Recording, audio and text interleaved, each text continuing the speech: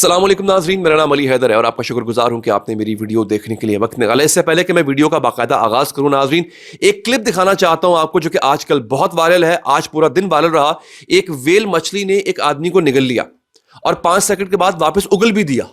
یہ حیران کن کلپ ہے، میں تو بالکل حیران ہو گیا ہوں اس چیز کو سن کے۔ ہم نے وہ حضرت یونس کا قصہ سنا تھا، آپ کو یاد ہوگا، جہاں پہ ایک بڑی مچھلی نے، ویل مچھلی نے ان کو نگل لیا تھا، لیکن وہاں پہ پھر وہ اللہ کی برکت سے کافی عرصہ رہے تھے لیکن واپس آ گئے تھے۔ لیکن یہاں پہ 5 سے 10 سیکنڈ یہ آدمی ویل مچھلی کے پیٹ میں رہتا ہے، ویل مچھلی اس کو کھا کے پانی کے اندر چلی جاتی ہے، پھر واپس آتی ہے اور اگل دیتی ہے اس آدمی کو۔ ذرا منظر دیکھیے۔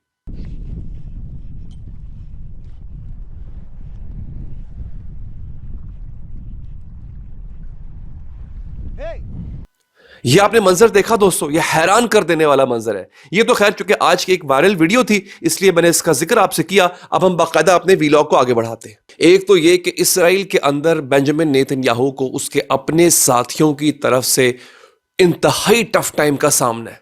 یعنی صورتحال اس طرح سے ہو چکی ہے کہ بنجامن نیتن یاہو کسی جگہ پر کھڑے ہو کے تقریر تک نہیں کر سکتا۔ اس کی جھلک میں آپ کو دکھاتا ہوں، ذرا آپ دیکھ لیجئے گا۔ اس کے اپنے لوگ کہہ رہے ہیں کہ تم 17 سال سے یہاں پہ حکومت کر رہے ہو اور تم نے اس ملک کا بیڑا غرق کر دیا ہے۔ وہ ہاسٹیجز، وہ یرغمالی جو آزاد ہونے ہیں، جو آزاد ہو جائیں گے، تم خود ان کی آزادی میں رخنا ڈال رہے ہو۔ آپ کو پتہ ہے نا کہ جنگ بندی کا جو معاہدہ ہے وہ تقریباً ختم ہو چکا ہوا ہے، کسی وقت دوبارہ جنگ شروع ہو چکی ہے اور اس کو ختم کرنے میں پہل اسرائیل نے کی ہے، کیونکہ اس کا کہنا ہے کہ وہ نہ تو غزہ کے اندر ایڈ جانے دے رہا ہے، ابھی بھی غزہ کے اندر لوگوں کو مارا جا رہا ہے، ابھی بھی بمباری کبھی کبھی ہو جاتی ہے، اور اس کے بعد مجاہدین نے کہا تھا کہ جو آخری کھیپ رہتی ہے، آخری کھیپ ہاسٹیجز کی، یرغمالیوں کی، ہم واپس نہیں کریں گے۔ اس ڈیل کو خراب کرنے کا الزام بنجامن نیتن یاہو پہ لگ رہا ہے کہ اس نے خراب کیا، چاہتا ہی نہیں ہے کہ ہاسٹیجز واپس آئیں۔ اس کے بعد اسرائیل کے اندر جو اسرائیل کے اپنے لوگ ہیں، خاص طور پہ جو حکومت میں بیٹھے ہوئے لوگ ہیں، جو اسمبلی میں بیٹھے ہوئے لوگ ہیں، وہ کیا باتیں کر رہے ہیں۔ یہ ویسے تو عبرانی زبان میں ہوگا جو کلپ میں دکھانے جا رہا ہوں، لیکن اگر آپ اس کی انگلش پڑھیں گے آپ کو اندازہ ہو جائے گا کہ ہو کیا رہا ہے اس وقت۔ یہ دیکھیے ذرا۔ הכנסת להב הרצנו, קריאה שנייה. חבר הכנסת להב הרצנו, אתה בקריאה שנייה. חבר הכנסת להב הרצנו. ناظرین یہ جملہ سنا آپ نے؟ لوگ کہہ رہے ہیں you are sabotaging the deal, they are dying there, they are dying there in the tunnels. سرنگوں میں پڑے مر رہے ہیں ہمارے لوگ، اور تم بیڑا غرق، تم سیبوتاج کر رہے ہو، تم سیبوتاج کر رہے ہو اس ڈیل کو۔ یہ کس کو کہا جا رہا ہے؟ یہ بنجامن نیتن یاہو کو کہا جا رہا ہے۔ دوستو اس وقت جو لوگ ہیں نا وہ اس آدمی کے خلاف کھڑے ہو رہے ہیں۔ میرے پاس یہ ایک کلپ نہیں ہے، بے شمار کلپس ہیں، میں سارے یہاں چلا نہیں سکتا، لیکن اگر آپ میرے ٹویٹر پہ، میرے ایکس پہ جا کے دیکھیں گے تو وہاں پہ ایسے بے شمار کلپس ہیں جہاں پہ تگڑی بیزتی کی گئی ہے بنجامن نیتن یاہو کی۔ اچھا یہ تو صورتحال تھی اسرائیل کی۔ اسرائیل میں اس کے اپنے ہی لوگ مخالفت کر رہے ہیں بنجامن نیتن یاہو کی۔ اب ہم آگے بڑھتے ہیں دوستو۔ یوکرین جنگ جو ہے وہ بائیڈن نے شروع کروائی تھی۔ یہ ایک میں نے آپ کو کل بتایا تھا، آپ کو یاد ہوگا کہ امریکہ نے یوکرین کی جنگ ختم کروا دی ہے، تقریباً ختم ہو چکی ہے۔ روس کو اس میں فاتح قرار دیا گیا کہ روس جیت گیا ہوا ہے، اور باقاعدہ طور پہ ایک جملہ جو میں نے ابھی تھوڑی دیر پہلے سنا ہے ٹرمپ کے منہ سے، اس سے پوچھا گیا کہ زیلنسکی جو صدر ہے یوکرین کا، وہ اگر نہ مانا تو، جنگ بندی پہ نہ مانا تو ٹرمپ نے کہا ہے کہ اس کی کوئی اوقات نہیں ہے، اس کے الفاظ ہیں، اس کی کوئی اوقات نہیں ہے، زیلنسکی کی اپنے ملک میں کوئی اوقات نہیں ہے، اس کو یہ معاہدہ ماننا پڑے گا۔ اور خبر آپ کو یہ دیتا چلوں کہ بیسکلی زیلنسکی کو اور یوکرین کو اس پیس پروسیس سے باہر رکھا گیا ہے۔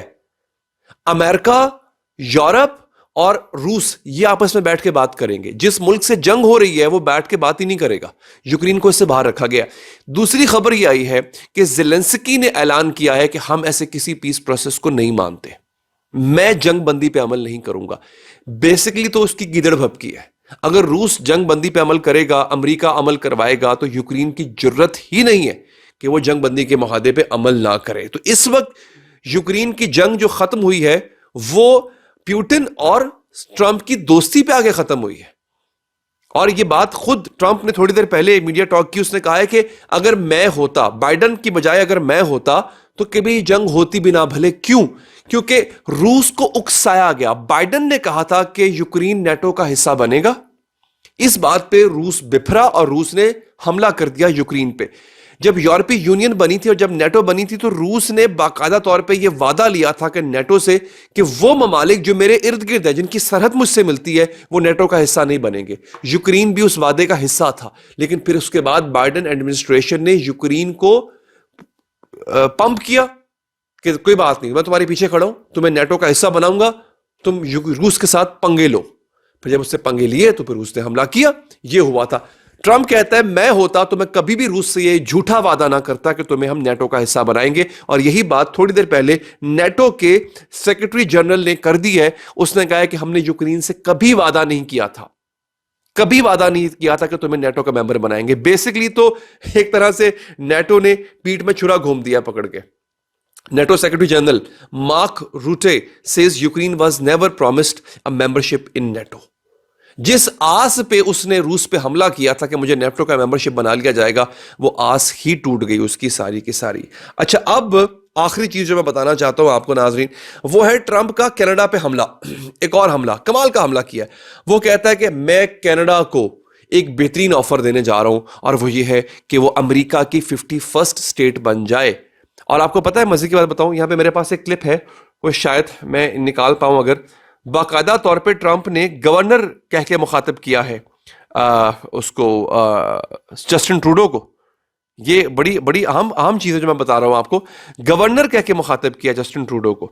یعنی پریزیڈنٹ تو وہ کہتا ہی نہیں نا, وہ کہتا ہے گورنر کہہ کے مخاطب کرتا ہے. یہ بڑی عجیب و غریب قسم کا ٹرمپ کا جو ہے نا ایک رویہ ہے. اچھا, اس کے ساتھ ساتھ ٹرمپ نے G7 ممالک میں بھی روس کو نکال دیا گیا تھا اس سے پہلے, اب واپس روس کو شامل کرنے کا پروپوزل ٹرمپ نے دیا ہے. ٹرمپ پیوٹن کے ساتھ بہت گہری دوستی بنا رہا ہے. یہ میرے لیے بڑی حیران کن چیز ہے کہ اس کی اتنی دوستی جو گہری ہے وہ کیسے بن گئی ناظرین. اچھا, اب ہم آگے بڑھتے ہیں. بالکل آخری خبریں میں آپ کو دینے جا رہا ہوں.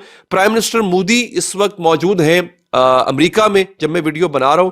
ٹرمپ سے انہوں نے ملاقاتیں کی ہیں اور صحافیوں سے بڑے سخت سوال جھیلنے پڑے ہیں پرائم منسٹر مودی کو, کیونکہ انڈیا کے اندر رہتے ہوئے پرائم منسٹر مودی نے کسی کی پریس کانفرنس کرنے سے انکار کیا ہوا تھا. صحافیوں کے سامنے وہ نہیں آتے ہیں, لیکن یہاں پہ مجبوراً ان کو آنا پڑ گیا اور ایک مشکل ٹائم ان کو ملا.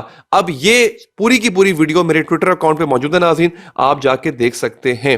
اچھا, بائیڈن والی گفتگو ہو گئی. آخری بات میں کر دیتا ہوں کہ پریزیڈنٹ ٹرمپ جو ہیں وہ پرائم منسٹر جسٹن ٹروڈو کو گورنر ٹروڈو کہتے ہیں, کیونکہ ابھی سے پرائم منسٹر سمجھنے لگ گئے ہیں کہ جو گورنر ٹروڈو ہے نا بیسکلی وہ اس وجہ سے گورنر ہے کیونکہ کینیڈا امریکہ کی 51st اسٹیٹ بننے جا رہا ہے. اور ٹرمپ کا یہ کہنا ہے کہ ہم ان کی حفاظت کرتے ہیں اپنی ملٹری سے, ہم ان کا کاروبار چلاتے ہیں, 1 سال میں $200 ارب کی سبسڈی دیتے ہیں کینیڈا کو. تو کینیڈا کو چاہیے کہ وہ امریکہ کا حصہ بن جائے, وہ ایک علیحدہ ملک بن کے نہ رہے. اس کے ساتھ ہی ناظرین اب تک کے لیے اتنا ہی. مجھے دیجیے اجازت. اللہ نگہبان.